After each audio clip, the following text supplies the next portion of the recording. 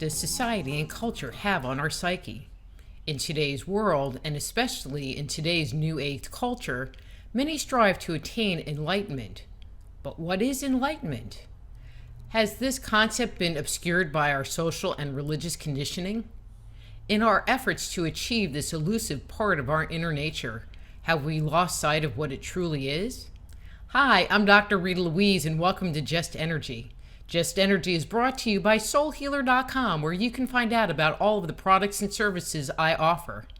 In this episode, we'll be speaking with Jason Gregory about his new book, Enlightenment Now. Built on knowledge from spiritual traditions, including Buddhism, Hinduism, and Taoism, Jason is the author, philosopher, and teacher specializing in Eastern and Western philosophy, comparative religion, psychology, cognitive science, metaphysics, and ancient cultures. He is the author of Fasting the Mind, Enlightenment Now, and The Science and Practice of Humility. He has for several years lived in Asia studying the classic spiritual traditions of the East. His webpage is jasongregory.org, so please welcome Jason Gregory. So I kind of did a little introduction, your bio, and I said, so please welcome Jason Gregory.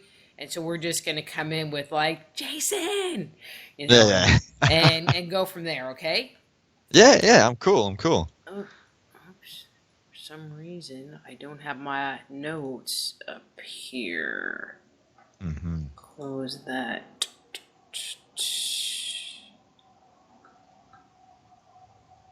So you've got green screen behind you right now. I do, because I give myself this kind of cool,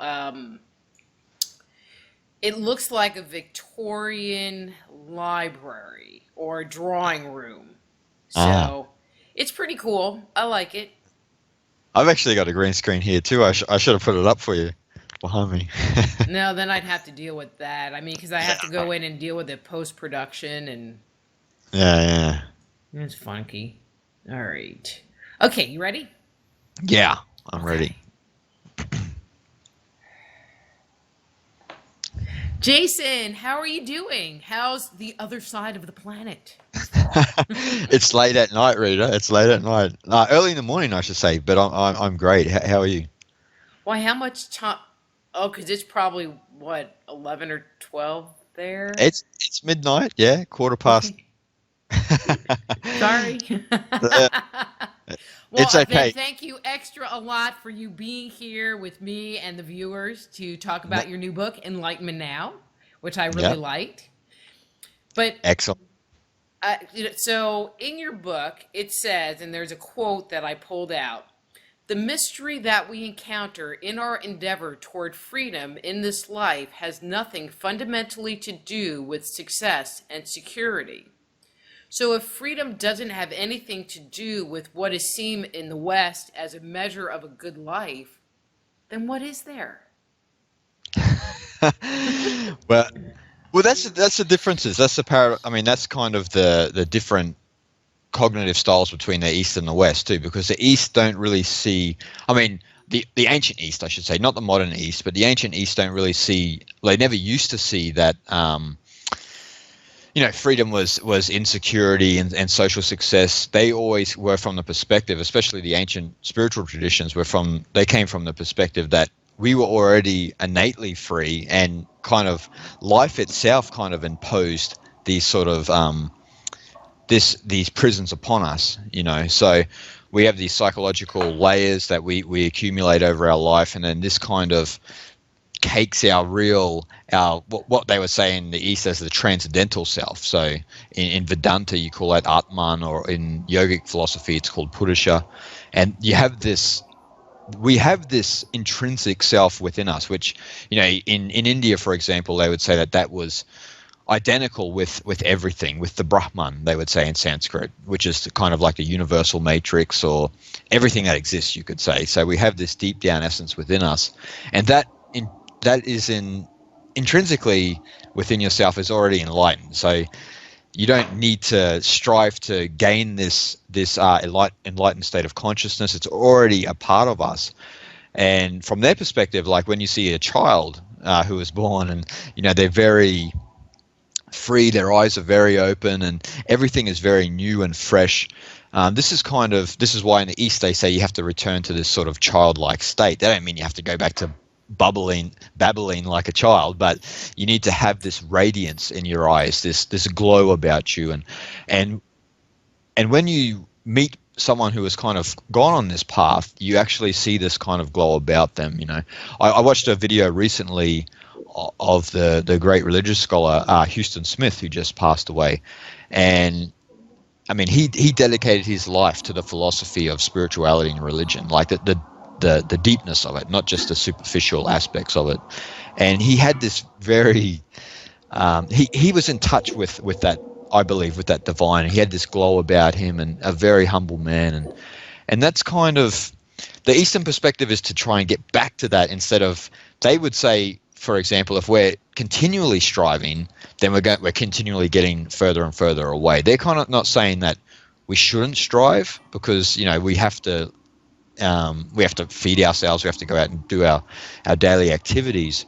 But problems arise when we start to suffer from our striving, because we often suffer for our striving. You see people who are very strong entrepreneurs these days, and they'll do anything, they'll kill anybody to become successful. And there's nothing wrong with entrepreneurship, but a lot of people who want to be successful entrepreneurs obviously do suffer a lot, and their relationships around them suffer as well. So the Eastern perspective is kind of to take care of the immediate reality around them. So, if I am more in touch with myself, it's going to benefit my immediate relationships, and that will also contribute to, my social life and cultural life. So that's kind of a different perspective in the West, because, in the West we have a kind of get out of our way mentality. I'm coming through. But there's two different cognitive styles, and it's nothing against the West. We naturally grew individualistic, as opposed to more of the collective, as in the East. And this goes back into Greece and China, for example. In Greece, you had cultures. In ancient Greece, you had a society of people who were more individualistic. They were in smaller communities, and the resources for food, the labor for food was hunting, herding, and fishing, which you can do by yourself, as opposed to China at the same time, and India, where the main source of food was rice. So, as you know, Rita, you can't really grow and cultivate rice by yourself. It takes larger communities to do that. And so, at the same point in time, in the Yellow River Valley area of China, you had massive populations of people who were all dedicated to rice cultivation. And if you were individualistic or self-interested, you kind of didn't benefit the community. So a lot of the spirituality of the West, and that grew from those sort of that sort of environmental and social sphere, and likewise in the West, though to be sure, there was always there has always been self-interested people in the East, and in turn there has been people collectively orientated in the West as well, but it's been very small amounts of people. So the main mindset, that's why there's these two. One of the reasons why these two different cognitive styles. And there's actually a great book out there called The Geography of Thought by a psychologist called Richard Nisbett, who goes into a lot of these differences. And this kind of these two different cognitive styles, actually, they've scientifically proven is why Easterners see things differently to Westerners. Easterners see more the relationship aspect and content, and Westerners see more categories and objects. So Westerners will see more of the foreground, and Westerners will see more of the background and how everything relates to each other. And this is why in Taoism and all of these other Vedanta and all of these traditions in the East are more based on connectivity, as opposed to God as the king and we are the subject. This discernment between us and this greater power. So, But it seems like there's I have two ideas in my mind. One is that programming that you're talking about, that enculturation has been with us for thousands and thousands and thousands and thousands and thousands of years Mhm. to the 10th power. Um, um, but when you made the comparison of like China with Greece, but Greece is a much more modern society, so let me put it this way. If you compare what you find in India with perhaps what's in Australia or what's in the Americas, don't you find a more parallel viewpoint of the world versus what you find, what I'm going to say classically in the West, in the Mediterranean areas? Definitely. Yeah, definitely. Like there are more parallels with, yeah, like what you said, with probably, the Americas and Australia with India. So with the ancient cultures there and their perspectives, even in Australia, there was, the Aborigines in Australia, they had a tendency, not a tendency, they had the concept of the dream time. And the dream time is not really a concept, it's kind of a state of consciousness that they had, which was kind of, I speak about this a little bit in the book, not from the Aboriginals perspective, but from the Eastern perspective of this sense of unity. So it's actually a faculty that we've kind of lost because of the way our culture is has been for thousands of years. So they had The this more this Western culture, the correct? more yeah the more Western culture, so the more intellectual and get it done mentality, as opposed to understanding that there's a something deeper that connects us all as one. I know that might sound as a cliche, but like the Aborigines, they had this dreamtime faculty where they had this sense of unity all the time. Even though I knew you were Rita and you knew I was Jason, and we did, you know, our social duties as you do. You need to eat, you need to go to the bathroom, and all these things. But they had a deeper understanding of everything is a certain way. There's a sense of unity, and that's kind of the faculty that was in the East as well. That had I shouldn't say had developed. I think that faculty had came out of nature with us when we went into agrarian cultures. And then once we went into agrarian cultures, different things took different necessities took over, and that kind of spiritual aspect was pushed into the background, as opposed to we got to take care of ourselves, and we need sanitation, and then the focus became a lot more regimented, and it's kind of funny because uh, even today we associate we associate evolved cultures with their sanitation.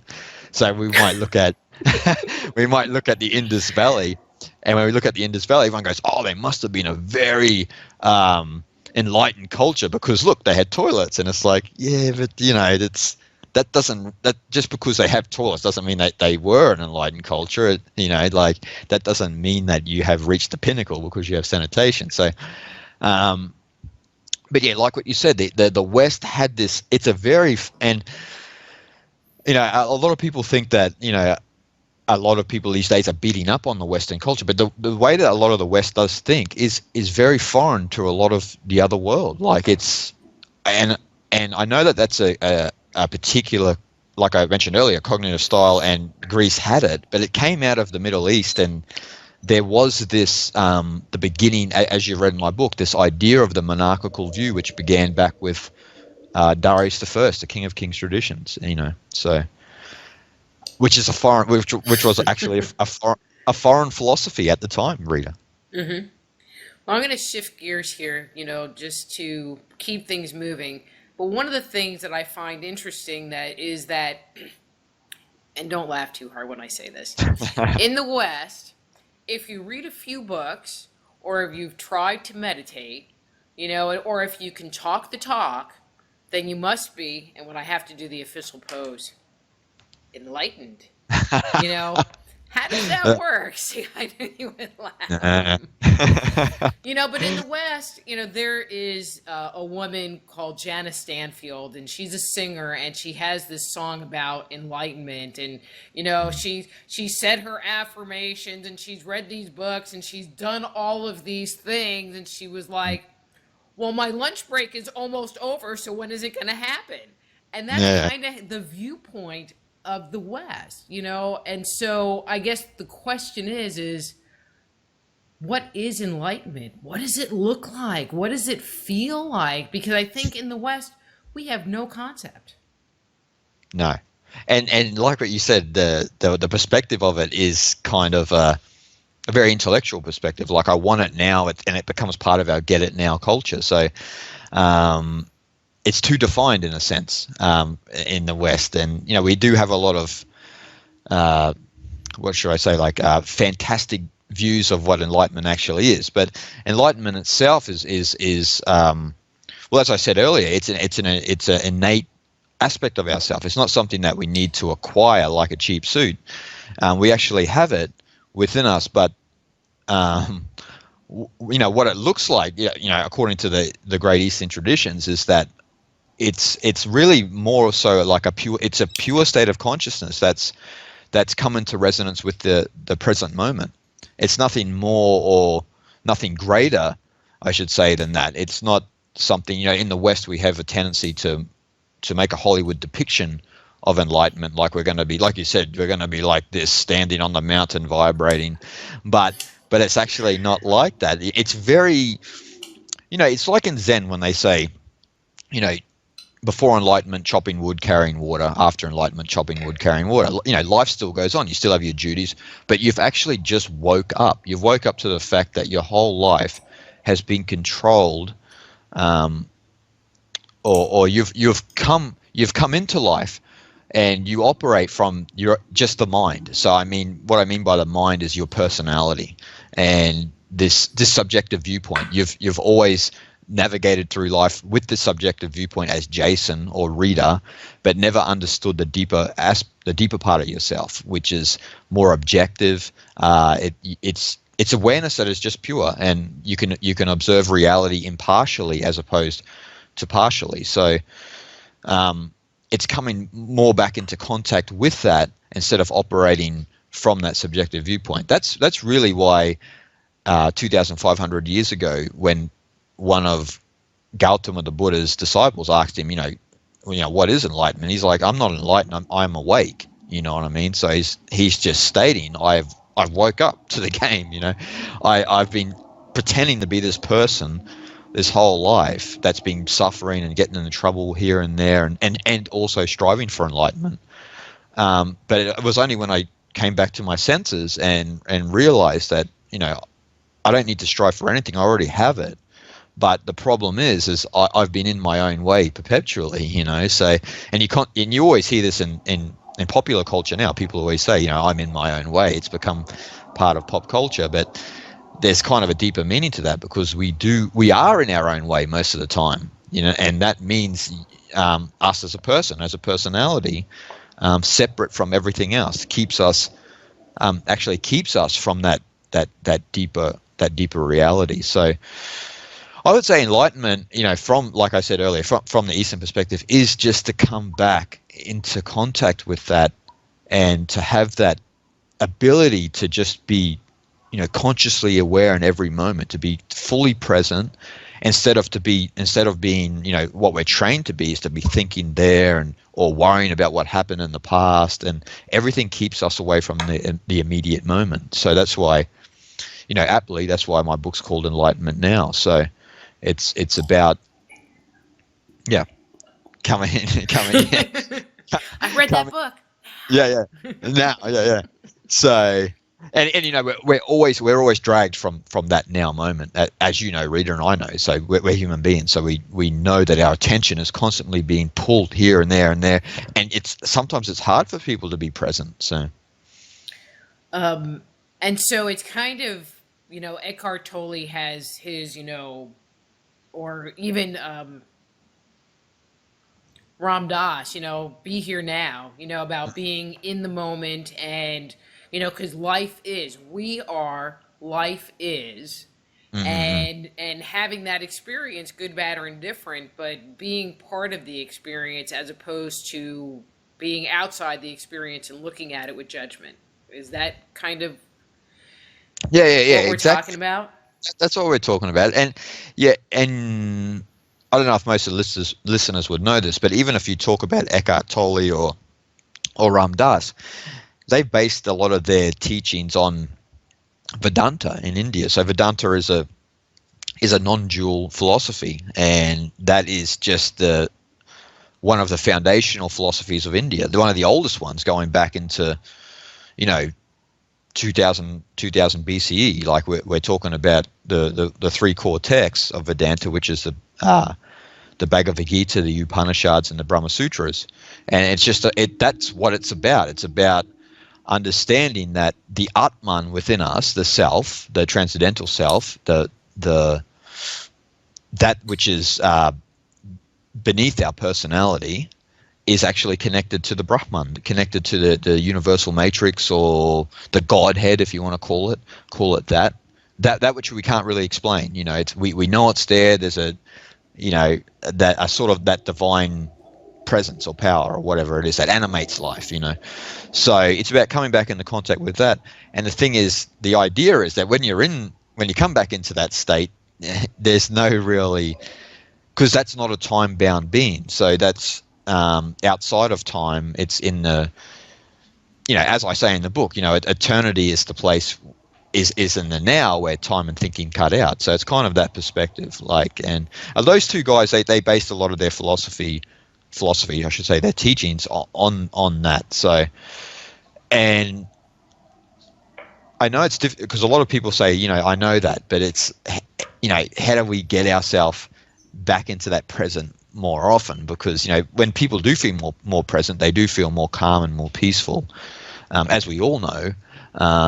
But I guess the problem becomes, you know, how do we get back there more often? Because, you know, you might hear teachers like Eckhart Tolle, who, I mean, I haven't listened to him for years, but they don't provide some of the steps or the methods, you know. And that's why I go into my book a little bit about, you know, sometimes you have to cultivate certain things in your life to actually, you know, make the environment happen for you, you know, instead of, if you're on the internet all day, you're not going to be present. I mean, because your mind's going to be engaged with whatever you're doing, and this, I mean, you're going to be distracted by maybe someone's trolling your Facebook page or something like that. Who knows? You're going to be out of the present moment. So you need to cultivate certain things to make you know.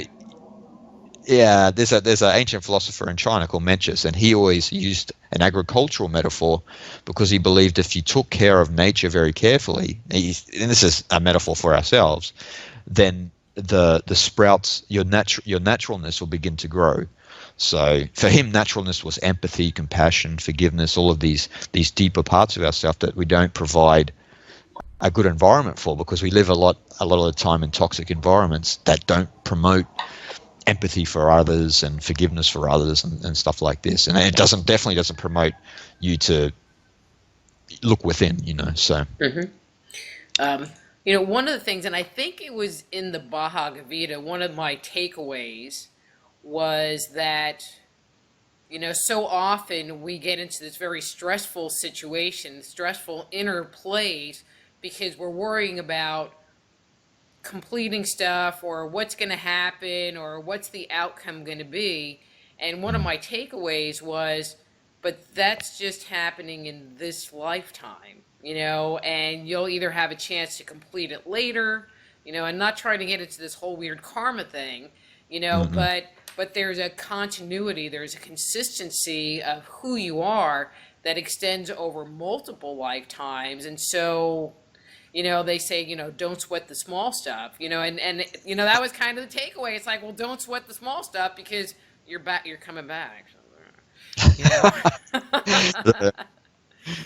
you know, and so does that, you know, and I found some peace in that. All right, not that it doesn't make me stressed, but yeah. But see, that's another central doctrine in the East, is that you're not that special, you know. So when we when we get out of the idea that we're not that special, then we can live our life the way we want to live, you know. And if you don't achieve everything you don't achieve, like you said, oh well, too bad. You can come back to do it. But one of the other things about the Bhagavad Gita is that is the other part of that you don't have to come back to if you're working on the the other aspect that Krishna was teaching Arjuna, which is the nishkarma karma aspect, which is the selfless action, or not being attached to the fruits of your action, which is one of the key aspects of the Bhagavad Gita. So what he was saying to Arjuna is, look, I know that you're going into the war against your family and your friends, but you have to fulfill your duty, and just, this is the will of the divine, so you just go in and do it. And what he was advocating is that if the metaphor behind it is, if we live our life like that, if we're just in action without being attached to the fruits, our life is very harmonious and very peaceful. And and this is also a doctrine that carries over into China. There's the concept of wu wei in Taoism, and wu wei means effortless action or intelligent spontaneity. So it's related to skill, and what that basically means is that you need to live your life in a manner that is very, very effortless. But that doesn't mean you stop doing. It means you continue to be an active person. It just means that you've come into contact with something much deeper that's not attached to the fruits of your own labor. So, and that's as we've been talking about, that's where a lot of the problems come from, when we're attached to ourselves too much as a person. And if I'm not successful with this book, then everything's going to be thrown upside down. And I've got another author friend who there was a story where he should have been on the New York Times bestseller list, and he's usually very calm, and they messed it up, so it never was on. He never officially made the New York Times bestseller list because they messed something up, and he lost his shit.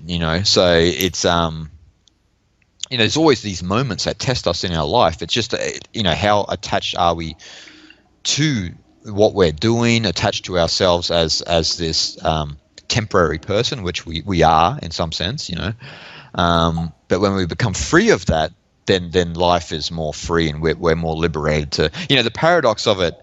And a lot of people don't understand this in the West. The Eastern paradox is that the more you're free of that, the more you're actually liberated to live your life more fully, actually. So you're not fretting about, is Rita going to really like this book, or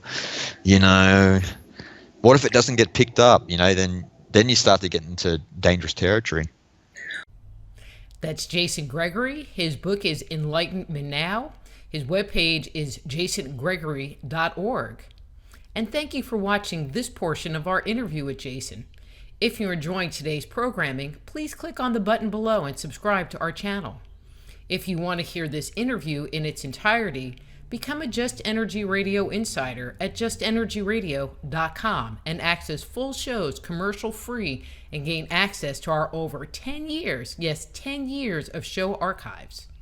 And don't forget to share this episode with your friends on Facebook, Twitter, and Instagram. Till next time, I'm Dr. Rita Louise. This is Just Energy. Be